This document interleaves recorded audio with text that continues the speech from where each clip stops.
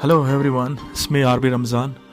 Today I'm going to speak about the most ravishing period in English literature, the Elizabethan Age. I'll try to open all the backs and fronts, social, political, economical, religious, so on and forth. The Elizabethan Age started somewhere 1485 till 1625 when Henry VII, a Tudor, became King of England in 1485. He was starting a new royal line. His defeat of Richard III and his marriage to the member of the House of York had ended the civil war known as War of Roses, and he could perhaps predict the time of peace and progress that his reign would bring to England until 1509. No one, however, could have predicted the events and forces that reshaped Henry's kingdom before the Tudor line ran out over the century later. Henry VII could not foresee his son Henry VIII marrying 6 wives and breaking with the Roman Catholic Church over a question of divorce and succession. Nor could Henry VII imagine his granddaughter Elizabeth reign 1558-1603, so long and illustrious that the whole period of history and magnificent literature it produced came to name her. The growth of English power, luck, wisdom, and monumental forces were at work to produce the golden age that was to come in England by the later 1500. To begin with, the feudalism had collapsed, a new economy took shape and strength that brought great prosperity to Ireland. Money as well as the land came to the source of a power. Banking became a business. Secondary overseas commerce helped to make the nation rich. Henry VII had been king for only 7 years when Columbus invaded the New World. A few years later, the explorer John Cabot sailed his ship along the coast of Northern America, establishing British claims to newfound lands, the New England. During this time, the early 1500s, a religious revolution that had begun in Central Europe that spreading across the continent. It was called the Protestant Reformation, a Protestant against the powerful Roman Catholic Church. Until the Reformation, the only form of Christianity in Western Europe was Roman Catholicism. The German monk Martin Luther and the French-born theologian John Calvin both criticized the established church, disagreeing with its action and its conducts, and many of its beliefs. By 1530, Henry VIII had reason to align himself to England with the Protestants. He wanted his marriage to Catherine of Aragon, and emuled became she had later given him a male heir. But when the Pope of Rome refused, so Henry VIII broke the Roman Catholic Church. He established the Church of England, the Anglican Church, and made himself a powerful head, initializing factional fighting among different religious groups that would plague England until the end of 1600s. It lasted even longer in Scotland and Ireland. In 1588, during the reign of Elizabeth I, England became one of the great sea powers of the world. In that year, Philip II, King of Spain and the most powerful ruler of the continent, sent his renowned Spanish armada to fight England's small navy. The fight seemed unequal. Philip should easily have invaded England, occupied it, and restored the supremacy of Roman Catholic Church on the island. Yet the English navy won an amazing victory, aided by the inhospitable climate of English Sea. After this victory, England forgot it was a little island and became a great sea power. On December 31, 1599, the East India Company was chartered. World trade and colonization had begun. Nothing, not even the opening of American frontiers or even the recent explorers of space, would even match the explosion of energy. England in these days, when Elizabeth I dies, In 1603, the throne of England went to her cousin James, the King of Scotland and the member of Stuart family that would rule England throughout most of the 1600s. Thus, James VI of Scotland and James I of England at the whole island of Britain, England, Scotland and Wales was at least ruled by one monarch, yet as powerful as the beginning from 1485 to 1625. Great Britain, as well as called now, was still a small country, not only in the sea, smaller than Oregon, but also a population, probably this time fewer than 4 million people. Life in Elizabethan England. What kind of people would you be likely to meet if you travel along the narrow, wandering country trails of Elizabethan England? In the first place, if you were like most travelers, you would go miles without seeing anyone at all. Then you would probably get lost following the wrong trails through the uncut forests. You would be fortunate if you did not meet highwaymen or two cutthroats, and robbers were not numerous and dangerous. And you would most probably encounter a beggar. On the other hand, you could meet a farmer and a shepherd, prosperous looking merchants, scholars, clerics and nobles. In London, in the other cities, life was not lonely. Life was now one of the great capitals of Europe with a population of over 1,100. It was not free of poverty. Records indicate the presence of about 12,000 beggars, poor, nevertheless, especially when the Elizabethan held her court there. The city seemed to sparkle with a new wealth and energy. The Thames, the famous river that slides the London and then winds into the countryside, was both outrageous. The commerce and playgrounds for the city residents during the day, it was filled with the boats and barges of every size and shape.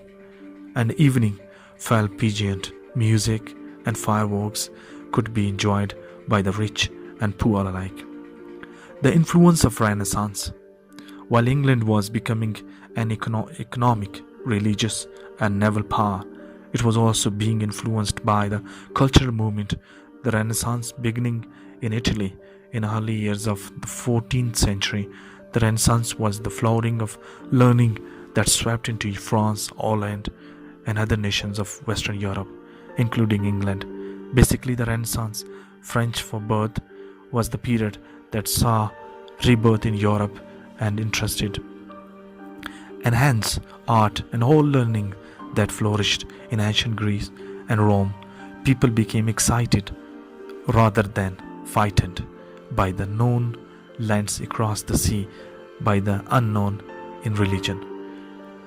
In science, in art, in the European discovered new lands. In America and in Pacific, they painted sculptures and composed music as never before. They treated out modern learning and scientific studies, carried out new form of literature and explained in the discussion of the Protestant Reformation, questioned religion principles that had not been questioned for centuries. This exploration led to some great achievement. All this flurry and creativity made its way to the court of Elizabeth I. When not evolved with the statecraft, the Queen often occupied herself by giving a new life and style to literature. She enjoyed it. She also enjoyed flattery, for chivalry was for dead. Playwrights would dedicate their works to her, and for 10 she was a direct subject of the piece of poetry. For writers sought her sponsorship and favor responsibility to the new interest of learning of all kinds of Queen in 1571. Reorganized and recharted the universities of Oxford and Cambridge, and these centers of learning, along with the court of presence of the printing and the newfound wealth and consequently wide leisure for many helped to create era in English literature that has never been surpassed. We judge its greatness not only in the works of Shakespeare but also in a new form of literature that explored successfully an abundance of talented poets and playwrights. Elizabethan poetry and drama. Shakespeare and his works so received separate discussion and brought to the full-fledged flowering into two forms of writers. English literature, the lyric poems in sonnet form and in a poetic drama. The Elizabethan Age is an age of poetry, except for philosophers and essayists, Sir Francis Bacon and satirist Sir Thomas Nash. Few writers of the period concentrated their efforts to production of the prose literature.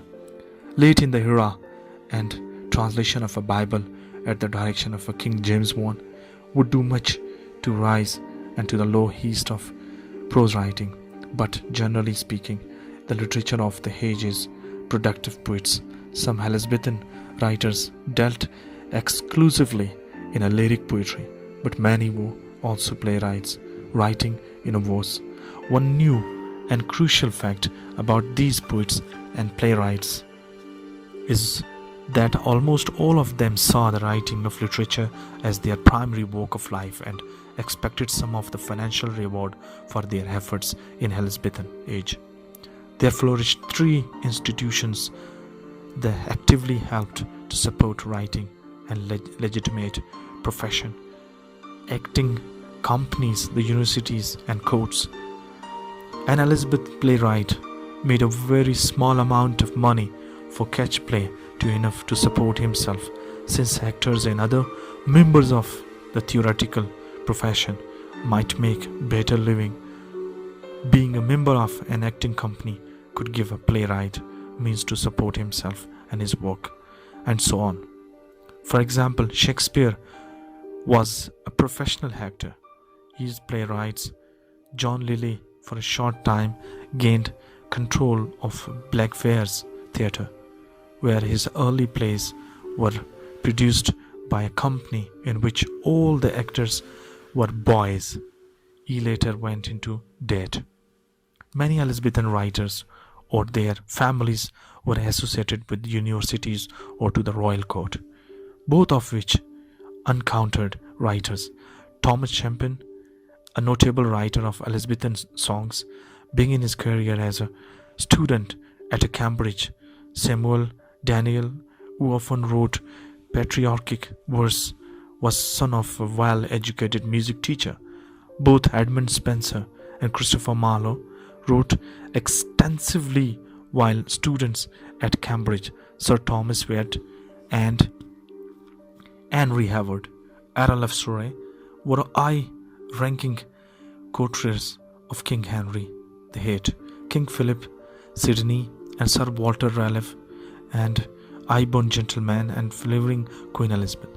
At the same time that a new and professional talent appeared, the form of a poetry and a drama changed. Unlike the long storytelling poems of Middle Ages, lyric poetry dealing with the emotions of poet was short, intricate, and intellectual, and rigorous, in a form of sonnet, which had its pedigree in Italy, was a popular form of love, was a popular topic.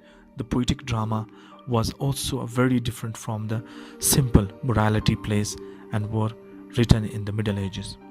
Poetry and drama are not inseparable. To be sure, the great tragedies of ancient Greece, one of which, Antigone, began that war to the wars, and which the great dramas of Europe centuries later, and the playwrights do not write on the wars, however, meeting of the poetry and dramas in England literature. In the playwright of William Shakespeare, Christopher Marlowe, John Lilly, Ben Jonson, John Dryden, to name just a few, was a glorious but relatively brief. It was a glorious in its poetry, and in fact that the poet produced a play that endured that day. Yet after Shakespeare, Jonson and Dryden the poetic drama became a very rare in English literature. That the Elizabethan playwrights were skilled as poets many account for magnificent language of their plays. It cannot account, however, for the distance covered between the medieval morality plays and the Elizabethan dramas such as Macbeth, drama poetic or otherwise, other obviously developed in many ways. When we left drama in the villages of medieval England, it had be that time reached not to your confines of the church, both physically and intellectually. With the Renaissance, interest in ancient Greece and Rome led to the study of works of Greek and Roman playwrights, especially the comedies of Plautius and Terence and the tragedies of Seneca. These plays often explored complex characters and themes, and they were widely limited and transient, played into the major parts of the development of Elizabeth dramas. It was the just coincident that the champion, other famous playwright of the time, so even known as the translator of the work of ancient Greek poets Homer, the school and universities continued not only into the scholarship but also to the atmosphere which drama served as entertainment. Students and teachers enjoyed working together to produce brief comedies and tragedies called interludes as campus. A new form of drama, or more historical than literary interest, was developing into meanwhile of the court of mask, a very styled form of drama that involved dancing. Ralph Roister Doister 5034 was the first true comedy of the period. It was written by Nicholas Udall, and headmaster of Westminster School, a school for high-born boys in the borough of Westminster within London. The comedy was about a braggart warrior whose bravery and handed over to the prince, to put it purely verbal, and whose love and affairs are in the sprite by the empty pocket rather than. So Queen Elizabeth I dies in 1603. The convenience for the historians who can hand the 17th century more or less with her death and start talking about Stuart kings of 17th century. For students of literature, however, 1603 is not quite so neat and hand. After some of the towering figures of what we think Elizabethan literature simply kept on writing. After the Queen's death, Shakespeare did not write Macbeth and other masterpieces in Elizabethan lifetime, although the head grace of the retired happily to his hometown, Stratford upon Avon.